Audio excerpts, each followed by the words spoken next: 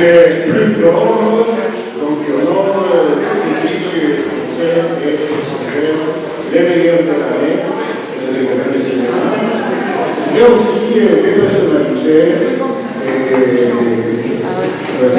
mais le juste un peu à l'histoire du cinéma et à l'histoire dans le cinéma. Donc on a vu beaucoup de trucs, beaucoup de terrains, et tous l'association d'administration étrangère, et j'invite d'autres partenaires, et le président de l'Union des journalistes de cinéma, Philippe Marais, pour décerner les prix UGC pour les meilleurs films de la ville. Et j'ai le plaisir toujours de faire cette déclaration devant les membres de l'association de la presse étrangère avec laquelle nous donnons aussi un prix et ensuite l'association de la presse étrangère nous donne son prix du cinéma. Alors nous commençons donc par les prix de l'Union des journalistes du cinéma et je vais d'abord appeler aux plus jeunes de tout honneur Judith Beauvalet-Bernanda qui a reçu le prix 2023-2024 de la jeune critique. Alors, Judith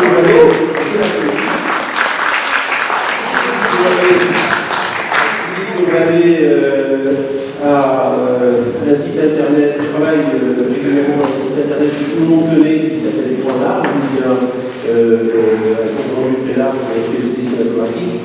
Et elle a aussi son propre site, dont j'adore le titre, c'est Demoiselle d'Or. Voilà, effectivement, c'est ça. Merci infiniment. Demoiselle d'Or, c'est une étude sur laquelle j'analyse toutes les analyses de mise en scène centrées autour des personnages féminins dans le film d'horreur. Et écoutez, merci beaucoup. J'ai 3 surprises qui étaient ce prix. Déjà, de recevoir un prix, merci. De la jeune critique, parce que chez l'écran là, je suis plus âgée, ça me fait plaisir. Et en plus, 2 années.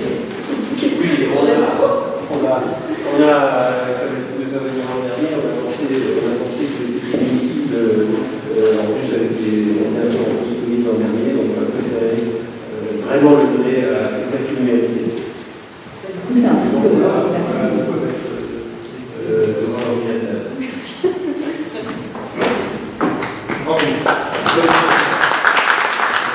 Alors, notre second prix, c'est un prix qui est un prix du meilleur entretien de l'année.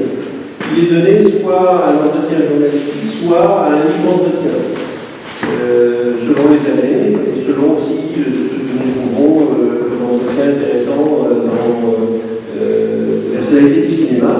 Et cette année, il s'agit d'un livre d'entretien, un très beau livre d'entretien,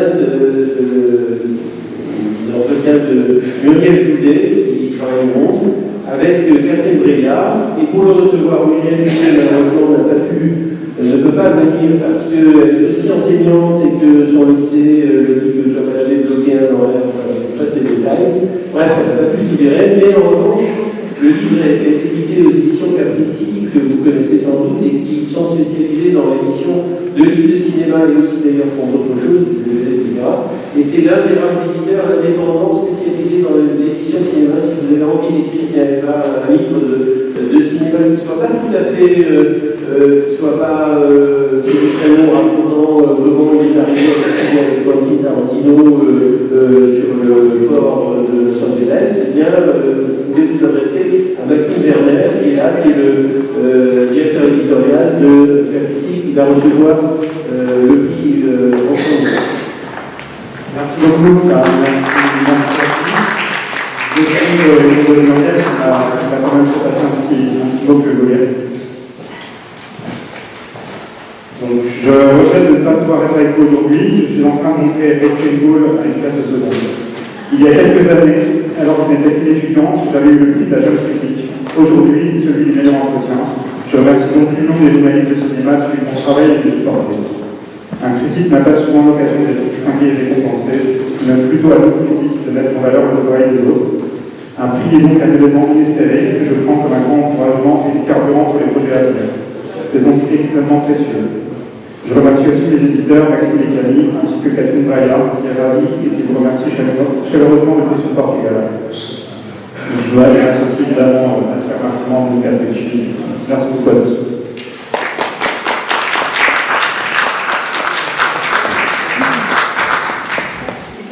Et enfin, tout seigneur, tout honneur, nous avons un grand prix.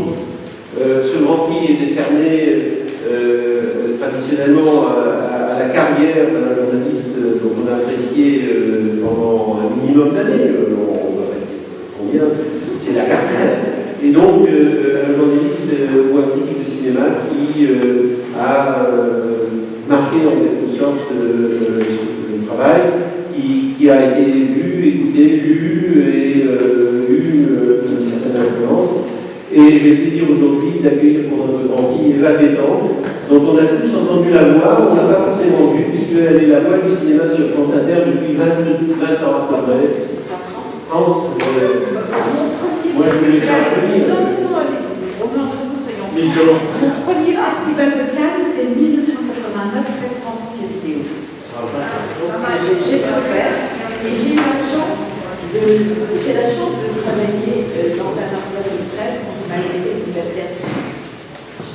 C'est-à-dire passer du cinéma français à Tarantino, au cinéma coréen. Et c'était même devenu un gag, tiens, voilà Eva avec son cinéma sri-lankais, coréen, etc. Pour pouvoir parler de tout sans avoir peur de faire fuir les auditeurs. Et ça, c'est une liberté extraordinaire. Et j'ai eu la chance de pouvoir pu le faire à cet endroit. Donc je veux simplement dire, je vous remercie pour le prix infiniment. Mais je dirais que ce prix va au service public parce que c'est le service public qui permet cette liberté.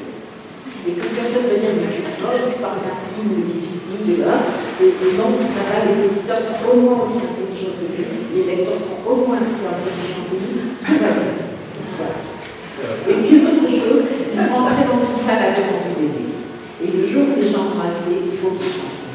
Et c'est le tout.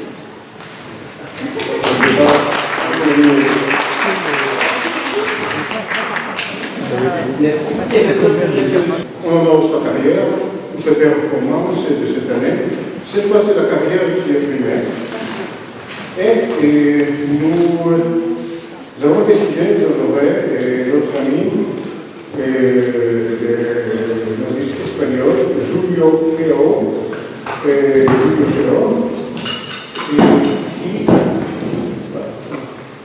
Sinon, il faut ouvrir tout ça pour avoir un peu de lumière, non? On fait ouvrir peut-être. Ah, c'est pour les cinémas qui sont. Oui, oui. Donc, voilà, Julio Feo, malheureusement, il ne peut pas être avec nous ce jour parce que sa femme est décédée le 22 mars. Et nous, bien sûr, nous adressons ses condoléances. Il a envoyé quand même un petit texte que je veux lire. Chers confrères, je suis très honoré, je vous remercie de tout cœur pour ce prix que vous m'avez décerné pour mon humble mais persévérante contribution à la diffusion du cinéma français dans le monde. Je n'ai jamais connu je n'ai jamais couru derrière les honneurs ou les flatteries, mais j'apprécie énormément en revanche la reconnaissance du travail professionnel réalisé. Je remercie Philippe Marek, que je connais depuis très longtemps, et mon syndicat de la critique, et à la Répressie. Et merci pour avoir pensé à moi. Je remercie l'Union des journalistes du cinéma et l'Association de la presse étrangère pour m'avoir décerné cette prime d'or. Et j'en suis vraiment fier après 38 ans de carrière journalistique et plus de 30 ans dans la critique du cinéma. Je continue mon travail d'écriture à la retraite très noblement et sur périodiste espagnol. Et depuis jusqu'à aujourd'hui, j'ai 35 ans à RFI et 30 ans critique de cinéma à la station, ainsi que dans sur la revue Ciné Classique, toujours en langue espagnole, un programme où nous avons reçu Agnès Barda, Bertrand Tavernier, Michel Foucault, les autres activés, c'était plutôt puis la mémoire des cinémas. Et beaucoup d'autres, des cinéastes et acteurs français, et aussi islamophones. Et votre prix, je reçois le signe de destin pour m'encourager à continuer ce c'était au moment où j'ai vu une tragédie intime avec des enfants, j'espère que j'aurai la force de le faire. Et pour finir, vous dire seulement que ma passion pour le cinéma, et en général, le cinéma français en particulier, vient de très loin, j'avais déjà 60 ans, quand j'avais 15 ans, j'ai découvert la Cinémathèque de Madrid, malgré une forte censure des classiques de Moulin ou Islam public. Mais c'est pour le cinéma français qui a versé mon entrée dans la vie adulte, et d'abord Jean Renoir pour le Belvac, le Godard, le Bardin, le Termet, la liste est longue. La France et Paris ont été et sont toujours les dernières remparts de la cinématique mondiale et face aux menaces qui pèsent sur les cinémas, j'aime parler du cinéma français, je suis vrai, et partager cette passion avec vous, chers confrères. Voilà, Julio Ferro, à qui nous bien sûr transmettons du chaleureuses félicitations ainsi que condoléances. Voilà ce prix, on peut le montrer, qui lui sera transmis en espérant que la cérémonie de l'année prochaine lui sera avec nous. Merci. Et à ce prix, donc, disons traditionnel, aussi le prix spéciaux du jury de la paix.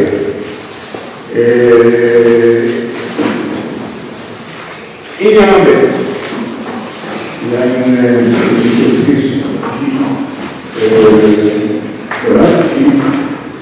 parle des personnalités du cinéma et du journalisme du cinéma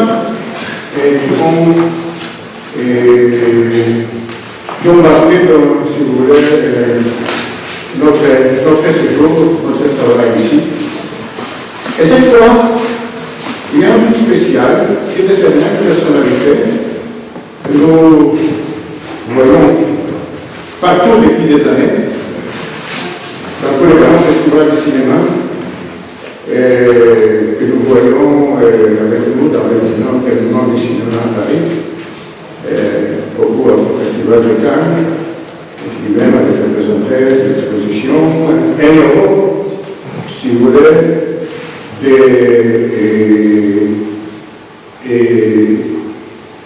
des grands années, aussi de Patrick Palace et de Bendouche, mais aussi un star lui-même qui a joué dans le film de Fabien Contaniente. Il a joué de tout Paris, voilà, parce que c'est lui de tout Paris. J'invite notre, je dirais pas meilleur paparazzi, mais c'est meilleur photographe. Et nous avons défini comme photographe légendaire et star lui-même, Foch Kahn, qui est avec nous, on verra. Voilà, on voit ici certains de ces photos du Festival de Cannes de votre festival. Voilà.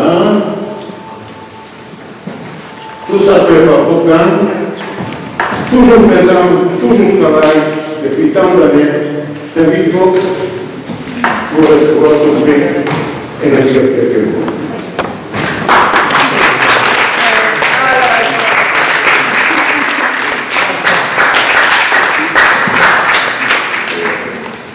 Mon discours sera bref, le de la Tu m'as dit que moi, tu m'as dit que je n'ai rien fait pour l'humanité. Pourquoi j'aimerais ce prix? Donc, il y a quand même quelque chose.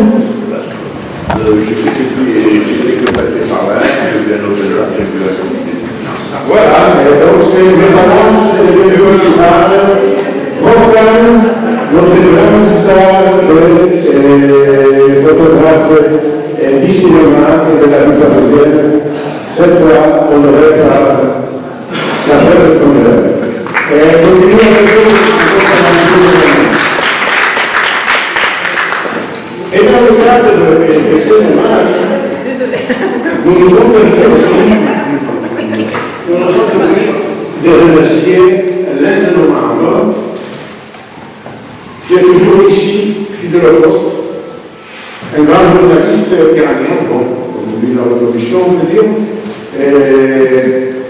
travaille pour plusieurs médias américains, iraniens et autres, qui couvrent régulièrement, il y a aussi le grand festival de cinéma, l'actualité cinématographique et le service, et l'actualité cinématographique. Mais nous voulions aussi l'imprimer pour les services inspirants rendus dans la documentation et la promotion des activités de la paix. C'est notre ami Robert Chahi.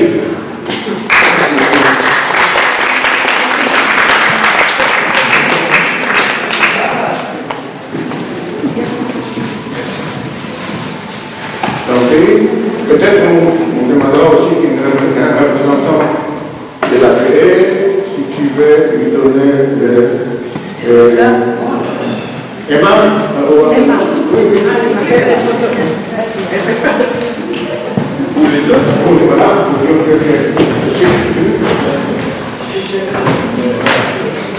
C'est vraiment un honneur. Bien mérité. J'aime énormément et merci Robert.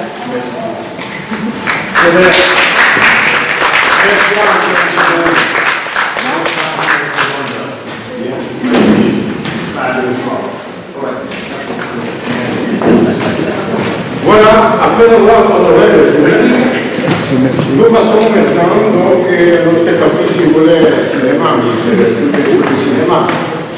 Et à notre invité d'honneur, qui reçoit notre grand prix de la mémoire du cinéma français. Donc, plusieurs grands cinéastes et hommes et femmes du cinéma ont déjà reçu. Il s'agit de quelqu'un on a entendu souvent pendant toutes nos années cinéma qui a reçu le grand prix. Je le présenterai tout de suite.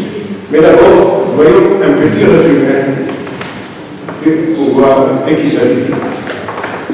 C'est comme ça que j'ai fait. Voilà.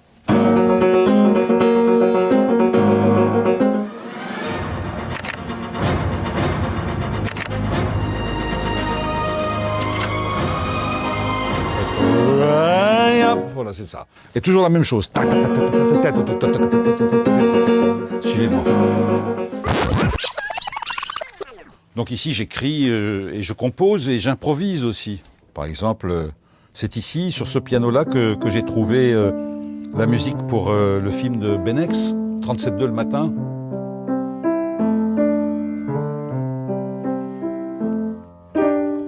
Ça, c'est Béatrice Dalle, avec Jean-Hugues Anglade. Je me souviens, quand j'étais gamin, moi, j'étais passionné par les Beatles. À l'époque, c'était des LP. On n'avait pas encore les CD. J'écoutais et je prenais du papier musique et j'écrivais tout ce que j'entendais. La batterie, ce qu'elle faisait, la basse, les guitares, le chant. Et c'est comme ça que j'ai appris en relevant, c'est-à-dire en écoutant et en notant. En fait, plus on imite, plus on copie d'une certaine manière et plus on se trouve soi-même.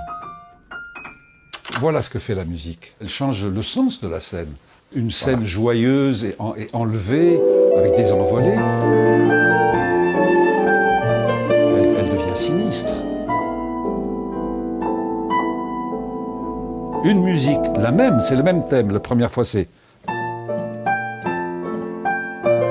La deuxième fois, c'est.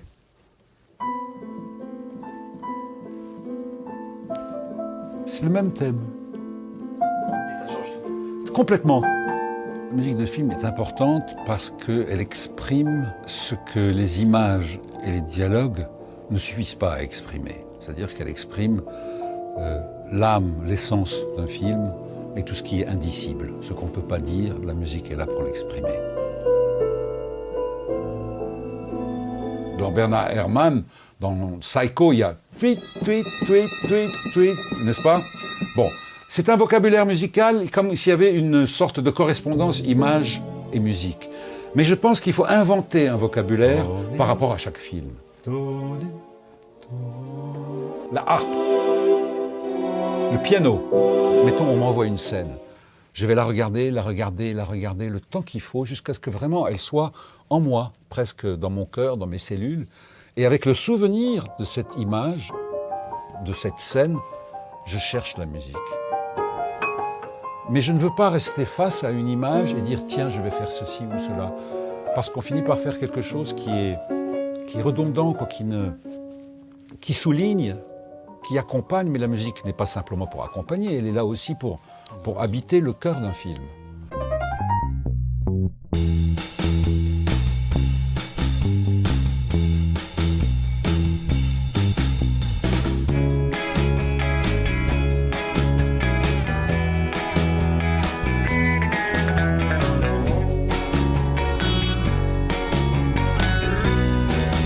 Compositeur Amine Bouafa, Duel la mort. Je crois vraiment que la montée des marches, cette année organisée par la SACEM, a été très très importante. Elle a mis en valeur tous les compositeurs dont les films étaient présentés à Cannes, soit dans un certain regard, soit dans la quinzaine des réalisateurs, soit à la sélection officielle. Donc les choses avancent de plus en plus, il faut leur donner un tout petit peu de temps et je suis sûr que tout se réalisera. La musique de film à l'honneur sur le tapis rouge ce soir. Vous vous amusez à faire ça? J'adore, évidemment, mais tout me plaît. Du moment que c'est de la musique et que ma musique est en train de participer à un projet et d'épouser les images, enfin de leur apporter tout ce que je peux, tout ce que je sais, et même ce que je ne sais pas d'ailleurs.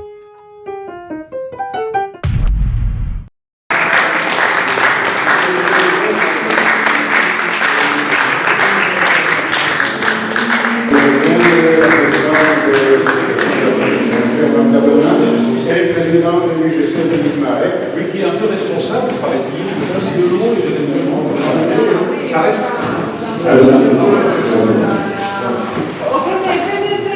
Même de l'eau, tu peux prendre des photographies.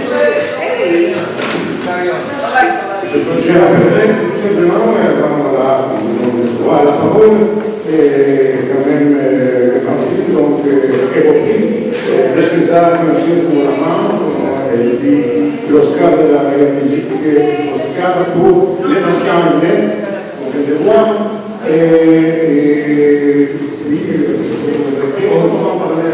Oui, j'ai eu beaucoup de prix, et ce prix que j'ai aujourd'hui, le grand prix que j'ai aujourd'hui, et aussi très heureux d'être à la suite de ces récipiendaires avant, ces lauréats prestigieux qui sont passés avant moi et qui, chacun, selon sa singularité, a apporté au rayonnement du cinéma français. J'espère qu'avec mes musiques, j'ai participé aussi à ce rayonnement. Alors j'espère bien. Merci. Voilà, merci.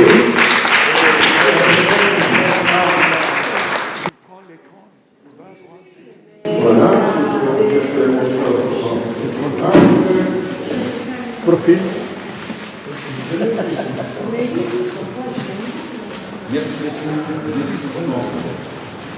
C'est très amical, très chaleureux.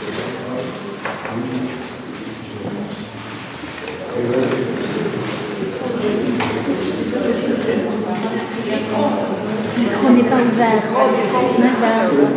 On n'entend rien. Micro.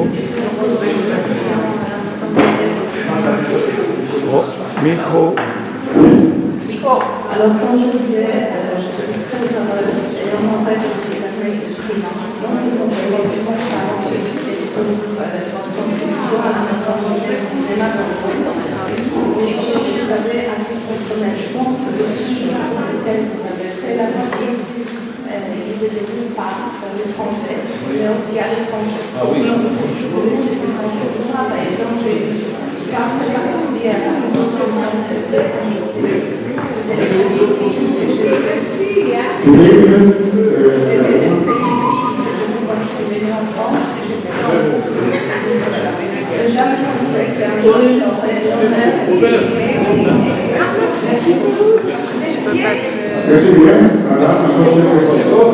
Quelqu'un peut lui passer.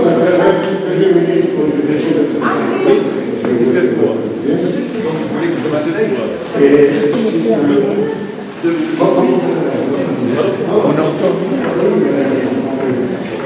Alors, donc, vous venez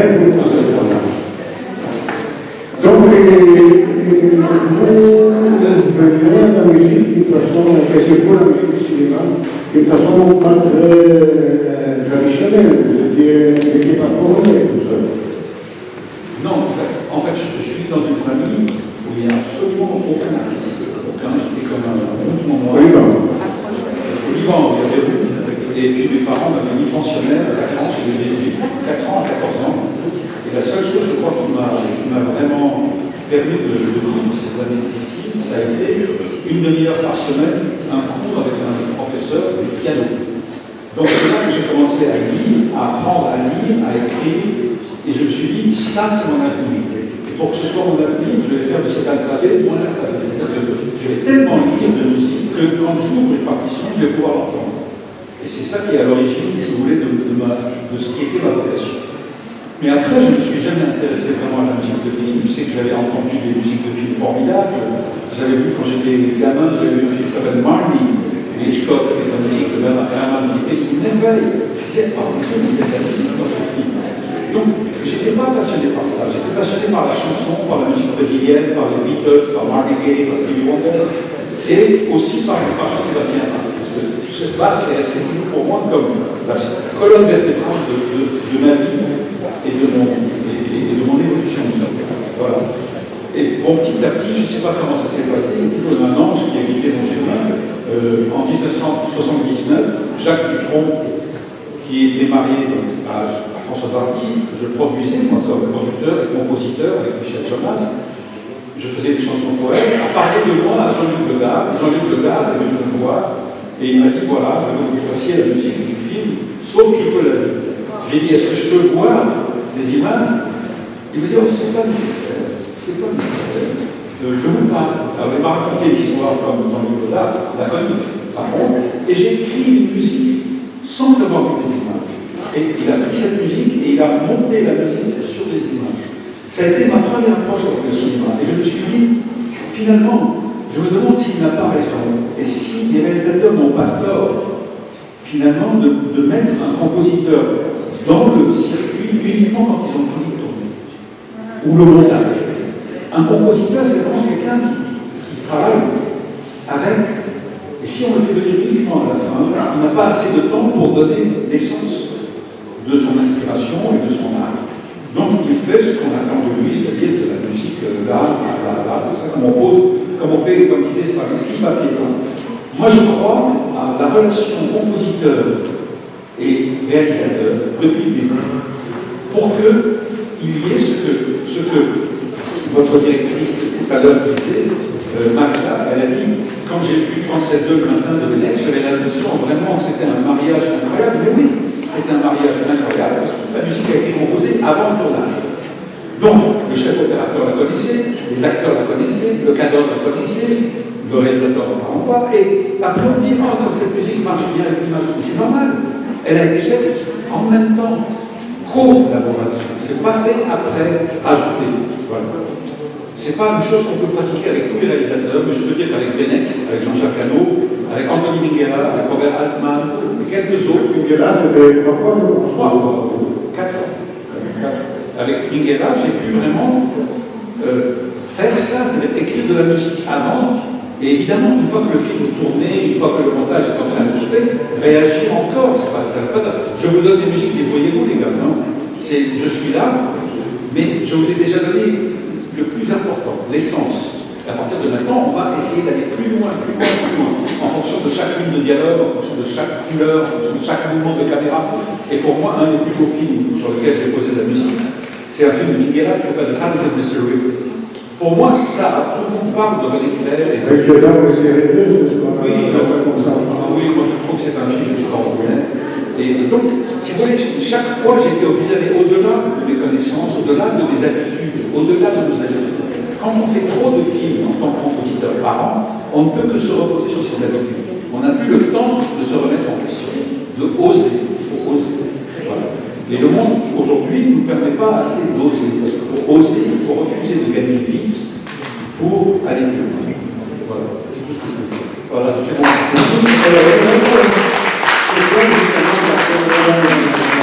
C'est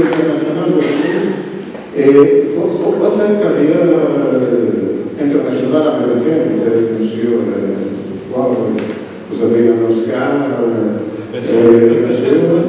Mais finalement, il paraît que n'aimiez pas tellement le mode de travail américain, vous préférez vous concentrer maintenant en Europe et en France. C'est pas que j'aime pas, c'est que d'abord, la ville, on se concentre toutes les productions aux États-Unis. Si c'était New York, je crois que j'aurais été vivre à New York, parce que j'adore New York. Mais vivre à Los Angeles, pour être près de Hollywood, tout ça, c'est quelque chose qui ne me convient pas. Je ne suis pas à l'aise. Et puis, je n'ai pas la manière de travailler aussi. Parce que moi, j'avais envie de travailler en collaboration avec des réalisateurs. Et quand je disais à un réalisateur, j'aimerais écrire la musique presque en même temps que tu tournes le film. Mais comment peux-tu écrire une musique sans voir mes images? Il y avait quelque chose d'un peu, je ne sais pas, j'avais l'impression de bouleverser les règles. Et il y a, cela dit, il y a de très très bons réalisateurs américains avec qui j'ai travaillé, des indépendants qui étaient formidables. Mais je ne suis pas inscrit dans le système. Je ne suis pas inscrit et je suis parti. Et je suis revenu en France et j'ai travaillé avec le cinéma européen et il m'arrive de travailler avec le cinéma américain aussi. Mais disons que j'ai plus d'affinité, moi qui viens déjà d'un pays méditerranéen, j'ai plus d'affinité avec l'Europe qu'avec le cinéma américain tel qu'on le considère, c'est-à-dire les blockbusters, les blockbusters et ces trucs-là, c'est pas du tout mon truc. Et puis je crois que je ne suis pas doué pour écrire des musiques de personne. C'est pas ce qui m'attire. Il faut savoir choisir ce qu'on peut faire. Avec qui on se marie? On ne se marie pas comme ça. Si on se marie, pour moi, faire un film, c'est vivre presque comme avec un mari pendant une femme, pendant 8 mois, 12 mois. Passion anglais, c'est 12 mois de travail. Les films de Ripley, c'est 8 mois de travail. Donc, quand on se marie, il faut vraiment choisir avec qui. Et si on n'est pas heureux, il faut partir. Il ne faut jamais travailler malgré soi ou dans des conditions qui ne sont pas artistiquement, émotionnellement, qui ne sont pas vraiment authentiques. Et une autre question, parce que de votre prix, on parle de votre contribution. Voilà. Il y a toujours, il y a quelque chose qui chante. Je ne sais pas, dans Vertigo de Bernard Mann, il y a toujours un thème. Il y a toujours quelque chose qui chante. Aujourd'hui, on a l'impression d'une sorte de platitude. C'est-à-dire qu'on fait des accords qui marchent tonnesques, et comme malheureusement la distribution du son maintenant est devenue presque, je dirais, insupportable dans son salle. C'est-à-dire qu'il vous vient d'en haut, à gauche, il vous vient de gauche, à droite. Donc il suffit de faire une grosse note basse, et ça réagit partout, et ça vous colle dans le bas-ventre. Et ça fait le travail. Mais est-ce que la musique est faite pour ça? Pour faire le travail ou bien pour élever? La musique de film, pour moi, elle élève le film. La preuve, quand vous partez, je ne sais pas, quand vous sortez soit d'un film dont Michel Legrand a écrit une musique, ou Maurice Jarre, ou Charles Chaplin. Smile, vous sortez, comme un excellent. Vous sortez de là, et il n'y a plus cette différence. Il n'y a pas des images, il y a la musique. La musique et les images sont une. Parce qu'il y a un thème dont on se souvient, parce qu'aujourd'hui, faire un thème, c'est presque être vieux jeu. Mais donc, moi, je regrette que je fais des thèmes aussi. Je regrette. Non, on souhaite de rester vieux jeu. Je vais rester vieux jeu. Je ne change pas. Je suis bien.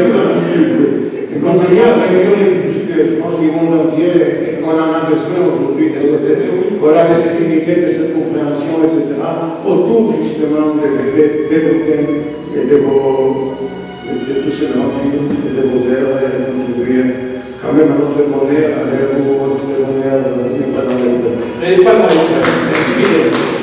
Merci beaucoup. Merci à votre.